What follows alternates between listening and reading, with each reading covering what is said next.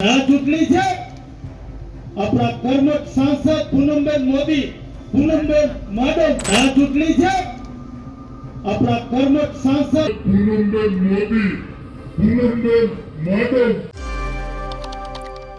એક તરફ લોકસભા ચૂંટણી જીતવાનો ડર અને બીજી તરફ હાસ્યની છોડો।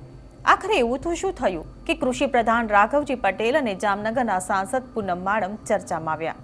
શું છે સમગ્ર મામલો, વાત કરીશું આ વિડીયોમાં। નમસ્કાર, હું હિરલ પરમાર અને આપ જોઈ રહ્યા છો નિર્ભય ન્યૂઝ। આગામી લોકસભા ચૂંટણીને લઈને તમામ લોકસભા બેઠકો પર આજે ભાજપના કાર્યક્રમો થઈ રહ્યા છે।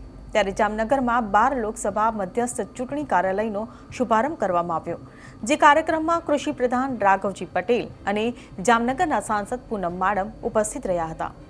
એટલું જ નહીં, જામનગર અને દ્વારકા જિલ્લામાંથી મોટી સંખ્યામાં કાર્યકરો અને આગેવાનો પણ આ કાર્યક્રમમાં ઉપસ્થિત રહ્યા હતા।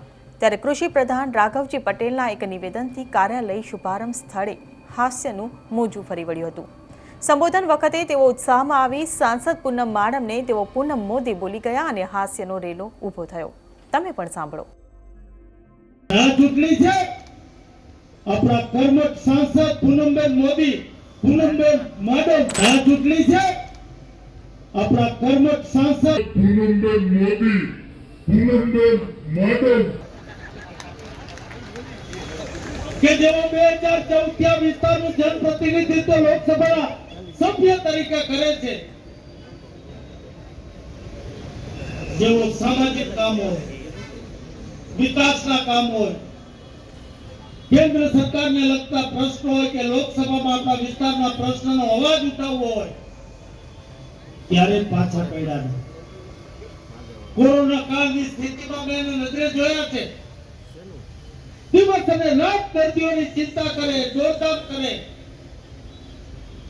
એટલા જ વિકાસના પ્રશ્નો માટે ચિંતિત, સમાજના તમામ વર્ગોના લોકો સાથેના આપણી સંબંધો અને સતત પોતાના મત વિસ્તાર માટેની ચિંતા, કામગીરી। એટલે એક બાજુ આપણા લોક નેતા, વિશ્વ નેતા નરેન્દ્રભાઈ મોદીને આપણે ત્રીજી વાર વડાપ્રધાન બનાવવા, બીજી બાજુ પૂનમબેન જેવા કર્મઠ સાંસદનું કામ છે, અને અમારી રાજ્ય સરકાર ભૂપેન્દ્રભાઈ પટેલ કે જે મુદ્દુ મક્કમ અને સાલસ। ત્યારે આગામી લોકસભા 2024ની ચૂંટણીને લઈ ગુજરાતની તમામ 26 બેઠકો જીતવાનો ભાજપે જે નિર્ધાર કર્યો છે, તેને લઈને કૃષિ પ્રધાન રાઘવજી પટેલે ભરોસાની ભેંસ પાડો ન જાણે આવું કહીને કાર્યકર્તાઓ સામે ચૂંટણી જીતવાનો ક્યાંક ને ક્યાંક ડર વ્યક્ત કર્યો હતો અને કાર્યકર્તાઓને કેવા માઇક્રો પ્લાનિંગ કરી જંગી બહુમતીથી ચૂંટણી જીતવાની વાત કહી તે પણ સાંભળો। એના માટે આપણા ભાગે જે કોઈ જવાબદારી હોય એ જવાબદારી અદા કરવા માટે ભગવાન રામને વચ્ચે રાખી અને આ કામ કરવાનું છે। ત્યારે હું બધાને હૃદયપૂર્વક વિનંતી અપીલ કરું છું કે પક્ષે આપણા ઉપર કેવો મોટો ભરોસો મૂક્યો છે।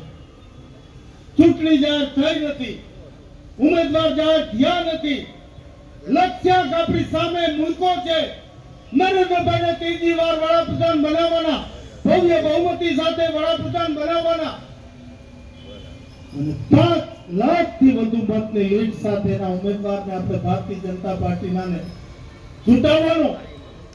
જોજો આપણા ઉપર ભરોસો મુકાનો છે, ભરોસાની ભેંસ પાડો ન જણે એ જોવાની જવાબદારી આ બેઠેલા સમાજના તમામ આગેવાનો, પક્ષના કાર્યકરોની।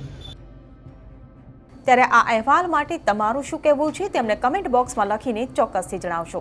જો વિડીયો પસંદ આવ્યો હોય તો વિડીયોને લાઇક, શેર અને અમારી ચેનલ નિર્ભય ન્યૂઝને સબસ્ક્રાઇબ કરવાનું ભૂલશો નહીં। આભાર।